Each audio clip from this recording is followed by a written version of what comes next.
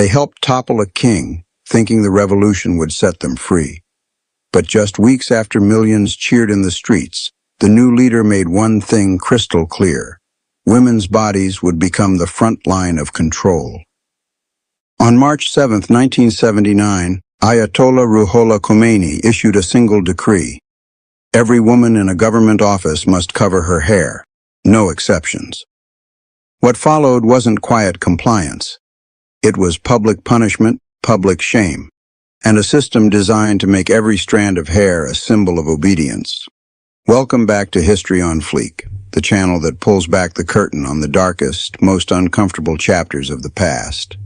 Today we're diving into one of the most controversial and least explained aspects of the 1979 Iranian Revolution, why Ayatollah Khomeini turned public punishment on women almost immediately after taking power. This isn't just about a headscarf. It's about ideology, power, and a calculated plan to reshape an entire society through control of women's appearance, behavior, and bodies. By 1983, the Islamic Penal Code would codify up to 74 public lashes for improper hijab. And it all started with one man's vision of what an Islamic Republic should look like. If you're new here, smash that subscribe button and hit the bell. We cover the raw history they don't teach in school. And a serious warning. This episode includes descriptions of public floggings and disturbing historical enforcement. Viewer discretion is strongly advised. Let's go back to the streets of Tehran in 1979. To understand why the punishments hit so hard and so fast, we have to go back decades. In 1936, Reza Shah, the father of the last Shah, banned the veil entirely as part of his aggressive modernization push. Police ripped chadors off women in public. For religious and conservative families, this was humiliation. That resentment simmered for 40 years. By the 1970s, under Mohammad Reza Pahlavi, Iran looked like a different country. The White Revolution of 1963 gave women the vote, the right to run for parliament, and access to education and jobs. Girls flooded into secondary schools. By the late 1970s, 1/3 of university students were women. Female judges sat in courts. Tehran's streets were filled with miniskirts, makeup, pop music, and Western films. Women drove, worked, and moved freely. His 1970 book, Hukumat-e-Islami, Islamic Government, laid it all out. Society must be ruled by religious law, and women's modesty was the foundation. Khomeini didn't hide his view. In interviews from exile, he said Islam wanted to safeguard women's nobility by preventing them from becoming sex objects. Dress modestly, cover properly. That was non-negotiable. On February 1, 1979, Khomeini returned from exile in France to a hero's welcome. Millions lined the streets. The Shah had fled 2 weeks earlier. The revolution had won. Women marched alongside men chanting freedom. Many believed the new Islamic Republic would deliver justice without the old regime's brutality. They were wrong. Just 5 weeks after his return, on March 7, 1979, Khomeini dropped the hammer. In a speech broadcast nationwide, he declared that women working in government offices must observe Islamic dress code. No more uncovered hair, no more Western styles. He called unveiled women naked. The message was unmistakable. The revolution wasn't just against the Shah, it was for total Islamic transformation, and women's bodies would be the visible symbol. The response was immediate and massive. On March 8th, International Women's Day, more than 100,000 women poured into the streets of Tehran and other cities. Students, office workers, leftists, even some religious women marched together. They chanted for freedom, for choice. Demonstrations lasted 6 days. Khomeini's supporters pushed back hard, insults, threats, physical confrontations. But the protests forced a temporary retreat. The government said the hijab order was only a recommendation.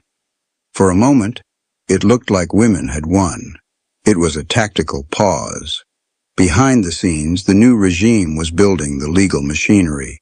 Revolutionary committees, comités, began patrolling neighborhoods. prisons filled. And the ideology that women's immodesty threatened the entire revolution took root. Khomeini saw the female body not just as personal choice, but as a public threat. If women dressed freely, society would slide back into Western corruption, control the woman, control the family, control the Islamic State. That was the dark reason. By April 1979, Iran officially became the Islamic Republic via referendum. Then came the crackdown. In 1983, the regime amended the Islamic Penal Code. Article 102 made hijab mandatory in public for all women, Muslim or not, Iranian or foreigner. The punishment? Up to 74 lashes in public for violations. Hair showing, loose clothing that revealed body shape, makeup, bright colors, anything deemed improper. These weren't secret beatings. They were public spectacles, designed to humiliate and deter. Women were dragged into squares or stadiums. Crowds watched. Revolutionary guards or morality police carried out the sentences with leather whips. The message echoed across the country. Disobey the dress code, and your body becomes the regime's billboard. Eyewitness accounts from the time describe women fainting from pain, families pleading, and the crack of the whip echoing in city squares. Some women were lashed for something as simple as a strand of hair slipping from their scarf on a hot day. Enforcement wasn't random. It was systematic. Police, comités, and later the official guidance patrols patrolled streets, malls, and universities. A woman could be stopped, detained in a van, forced to sign a pledge, or worse. During the Iran-Iraq War, 1980-1988, the regime doubled down. Public punishments became tied to national discipline. Veiled mothers of martyrs were paraded on state TV while bad hijab women were shamed as traitors, weakening the war effort. Khomeini's ideology made it personal. In private writings and speeches, he framed women as the moral guardians whose visibility could corrupt the Ummah, the Islamic community. One slip in dress code wasn't fashion. It was counter-revolutionary. So what was the dark reason behind it all? It wasn't just religion. It was power through ideology. Khomeini believed the family was the nucleus of Islamic society, and women were its heart. In his view, unveiled or immodest women invited moral corruption that could topple the entire revolution. He once told an interviewer, "Women must dress modestly because Islam wants them serious and efficient, not objects." But in practice, that translated to state control. The regime used women's bodies as the most visible, everyday reminder of who was in charge. Every chador in the street was a walking billboard for the Islamic Republic. Punishing women publicly was cheaper and more effective than mass arrests of men. It intimidated entire families. This wasn't accidental. The revolution had promised freedom from the Shah's Savak brutality, but replaced it with a new moral police state. Women who had marched for the revolution in 1978 found themselves marching against it in 1979 and paying the price for decades. Even after Khomeini's death in 1989, the system he built endured. Presidents came and went. Some relaxed enforcement slightly in the cities, but the law stayed. The guidance patrols became infamous. Social media challenges in the 2010s and the 2022 Mahsa Amini protests showed the chain Khomeini forged still binds. The human cost is staggering. Thousands of women faced lashes, imprisonment, or public humiliation simply for how they dressed. Careers ended, families shattered, yet resistance never died.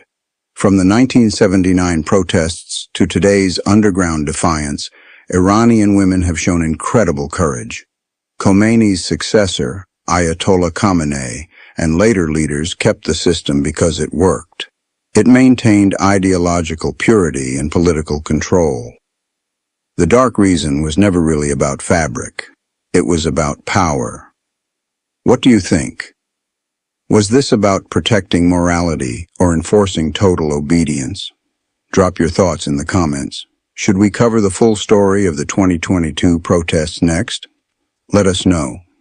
If you learned something new today, like and share this video, It helps us bring more untold dark history to light. Subscribe for weekly deep dives, and I'll see you in the next one. Stay curious, stay informed.